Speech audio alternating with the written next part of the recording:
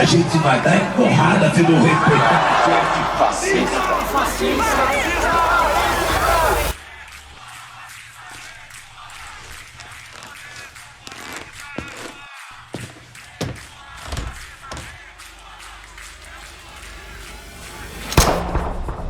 Eles não matam você por ser extremista. Eles chamam você de extremista para poder te matar. A violência começa com a linguagem.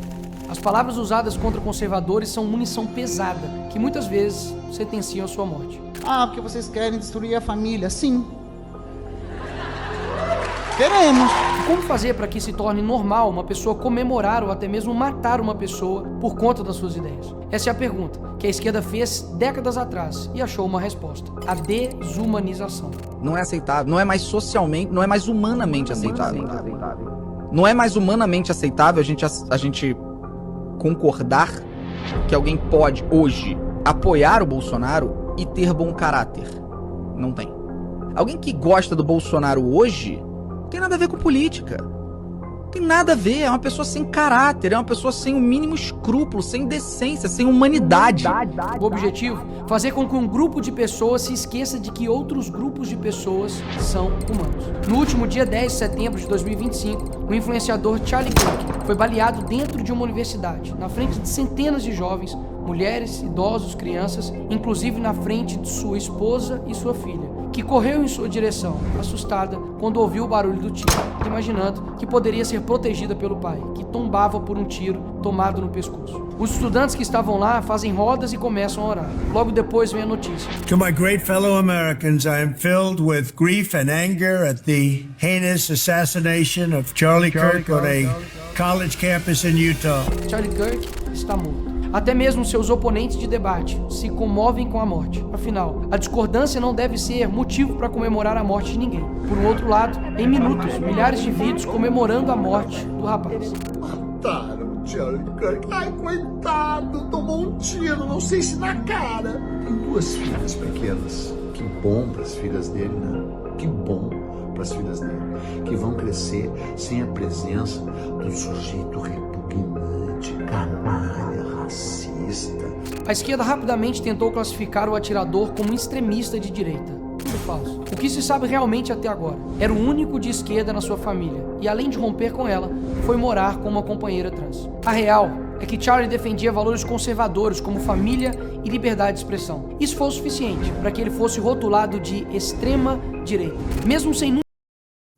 E se você também defende família e liberdade de expressão, se inscreve aqui no canal e vamos juntos continuar acompanhando esse vídeo aqui do deputado Nicolas Ferreira. Nunca ter ameaçado ou praticado violência contra ninguém em momento algum de sua vida. Repito, ele nunca praticou qualquer ato de violência contra quem quer que seja. Ele era conhecido mundialmente exatamente pelo oposto, o diálogo. Rodava universidades, debatendo, discutindo e ensinando aos estudantes os mais diversos assuntos, respondendo sempre de forma aberta e sincera, apresentando de forma respeitosa e muitas vezes até amável os seus pontos de vista. Extremista, fascista, racista. Era assim que a grande mídia e os esquerdistas em geral o rotulavam. As justificativas? Ele defendia coisas absurdas. E por isso ele merecia morrer. Eu mesmo não concordava 100% com Charlie. E mesmo que você acredite que ele defendia algo absurdo, ele merecia ter sido assassinado por isso. Uma pessoa não deveria ser livre para falar o que quiser sem que ela mereça tomar um tiro por isso. Porque mesmo o assassino que atentou contra a vida de um pai, destruiu o futuro de uma família, não foi tratado como extremo alguma coisa por absolutamente nenhum veículo da mídia tradicional. Porque, inclusive, não foram taxados de extremistas os inúmeros indivíduos que publicamente comemoraram este ato covarde e revoltante. Vou além, porque alguns dos seus amigos e amigas, talvez até você, ache normal que alguém comemore o assassinato de uma pessoa que apenas publicamente defendia as opiniões que talvez você não concorde. A resposta é simples: programação mental. A força concentrada da grande mídia, que fica falando a mesma coisa o tempo todo, junto com o controle ideológico nas escolas e universidades e a atuação coordenada dos partidos, cria um ambiente cultural perfeito para eles, uma verdadeira fábrica de doutrina. Ali, as crianças são doutrinadas desde pequenas, não por acaso, mas por um sistema que diz o que pensar e quem odiar. Acabam virando adultos cheios de rancor, prontos a rotular qualquer um de fascista ou racista, sem nem debater. O resultado é uma sociedade polarizada e infantilizada, onde a educação pública às vezes forma cidadãos críticos, mas militantes raivosos, prontos para o cancelamento em massa. É isso mesmo. Um resultado da programação mental nos colégios, universidades, pela repetida propaganda da grande mídia e pelos partidos de esquerda é esse: a desumanização daqueles que discordam das suas ideias, que assim passam a ser merecedores de violência e até morte, como nos atos terroristas da facada do Bolsonaro, do tiro do Trump ou no assassinato do Charlie Kirk. Ora, se alguém é fascista ou nazista, merece o quê? Mas e você, que não concorda com o assassinato de indivíduos que pensam diferente? Será que está livre dessa programação? Reflita. Será que você realmente repudia com a força necessária esses atos? Será que você se posiciona publicamente contra eles? Será que você tem a coragem de confrontar no debate quem os defende? Se a resposta foi não, você também foi programado. Programado para ser um covarde, para aceitar com normalidade atos abjetos. A esquerda não se limita a discordar do adversário, ela precisa negá-lo enquanto ser humano. E isso não vem de agora. Em 1942, os nazistas desumanizaram os judeus.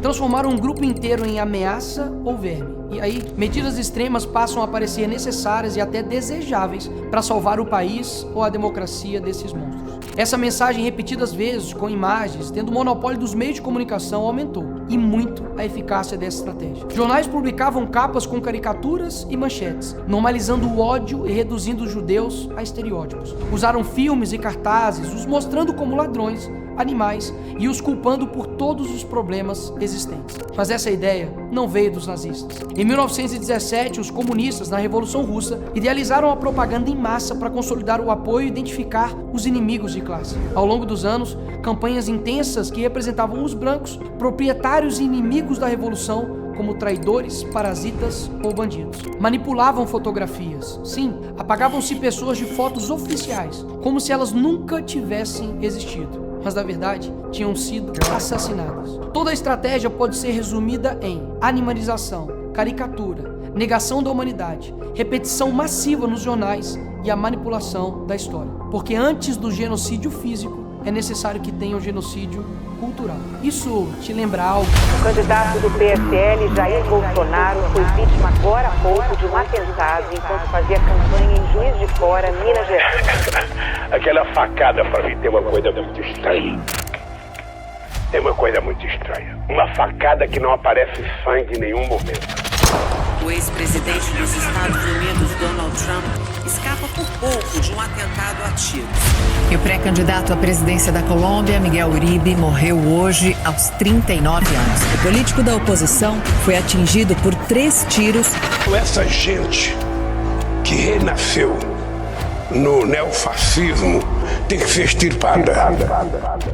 Mas considerando que você, como afirma, é uma boa pessoa, nós estamos dispostos a oferecer a você o seguinte: um bom paredão, onde vamos colocá-lo na frente de uma boa espingarda, com uma boa bala, e vamos oferecer, depois de uma boa pá, uma boa cova. Nos últimos anos, a esquerda brasileira aperfeiçoou essa técnica. Criou-se uma cultura em que o conservador não é visto como adversário político, mas como um outro a ser eliminado. Basta observar o que seguiu a morte do Charlie Kirk. Em vez de luto ou solidariedade humana, emergiu a celebração macabra, o deboche e a indiferença. Esses mesmos que vibram com a morte de um adversário falam em amor, tolerância e diversidade. Nunca houve tanto ódio embalado em slogans de paz. Esses mesmos, após essa tragédia, começaram a ameaçar a minha vida e a da minha família. Em contrapartida, começamos um movimento para as empresas demitirem os funcionários que estão comemorando, minimizando ou até mesmo justificando a morte de um jovem de 31 anos.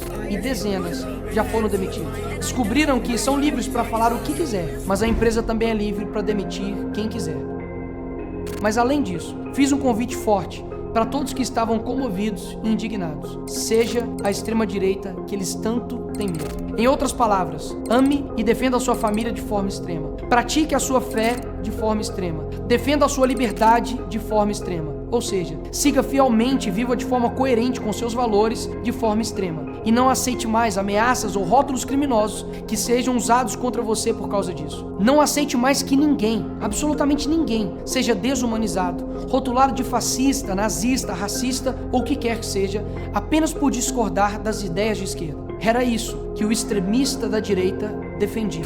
Case, tenha filhos, construa um legado, passe seus valores, persiga o eterno. Procure a verdadeira alegria. E não espere que a situação mude. Para um cristão, essa terra nunca será o nosso paraíso. Ao contrário, ela jaz no maligno. Afinal, Jesus foi um homem perfeito, solidário, humilde de coração, amoroso e bondoso. E ainda assim, foi crucificado, humilhado e menosprezado. E continua sendo por muitos até hoje. E por isso, ele é a resposta contra tudo. Afinal, ninguém humanizou mais o outro do que ele. E segui-lo implica entrar numa dinâmica de sacrifício que não é abstrata nem teatral, é concreta e diária. Se alguém quer vir após mim, negue-se a si mesmo, tome a sua cruz e siga-me. Ele não propôs um ideal romântico de sofrimento, mas um chamado real a assumir por amor e por obediência aquilo que o discipulado exige, até a disposição de dar a própria vida, como Cristo fez. O mundo é mau, mas o nosso Salvador, nosso Senhor, nosso Deus, Ele é bom. Essa foi a mensagem da esposa do Charlie no dia de sua morte. E o que isso quer dizer? Há uma confusão moral e retórica que precisa ser desfeita. Misericórdia não é covardia. Mansidão não equivale a passividade. O Evangelho não nos chama a sermos cordeiros insensíveis diante do que destrói pessoas e civilizações. Ele nos chama a ser cordeiros com dentes. A conduta de quem domina a própria ira e a sua força da verdade para defender o frágil. Jesus foi manso e humilde de coração, mas jamais omitiu a denúncia da mentira e o poder do tirânico. Expulsou comerciantes do templo, chamou a hipocrisia pelo nome, sofreu por amor e não por aceitação passiva. Ser manso não é ser fraco, é ser forte o suficiente para enfrentar o mal sem ser dominado por ele, e sábio o suficiente para usar a força pela verdade e pelo amor. O cristão genuíno reconhece duas verdades ao mesmo tempo. Primeira, a violência gratuita e o ódio não se justificam. Segunda, a omissão perante a injustiça é cúmplice do crime. Assim, combater o mal é um dever que se realiza por meios morais, culturais e espirituais,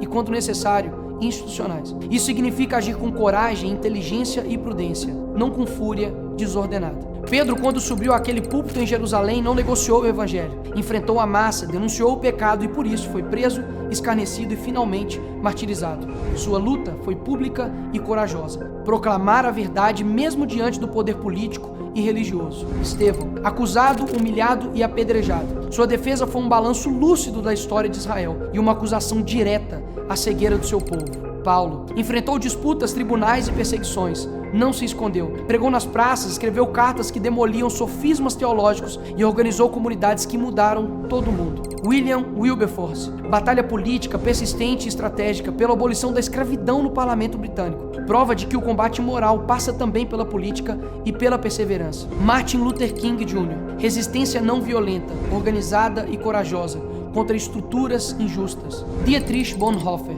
coragem teológica e prática ao enfrentar o nazismo. Pagou com a vida por recusar a normalização do mal.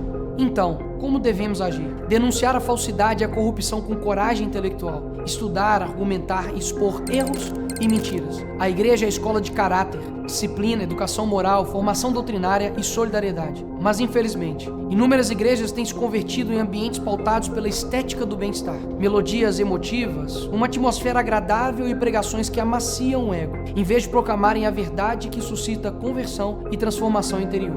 Precisamos abandonar essas práticas e construir comunidades sólidas. O campo político e jurídico não é terreno proibido, é lugar de batalha. Participar, influir em leis, defender os indefesos, tudo isso é serviço cristão. Produzir cultura, livros, debates, arte e educação para moldar gerações. Quem define a linguagem e a imaginação controla, em larga medida, o futuro. Eles tentaram calar uma voz, acreditando que iriam nos amedrontar.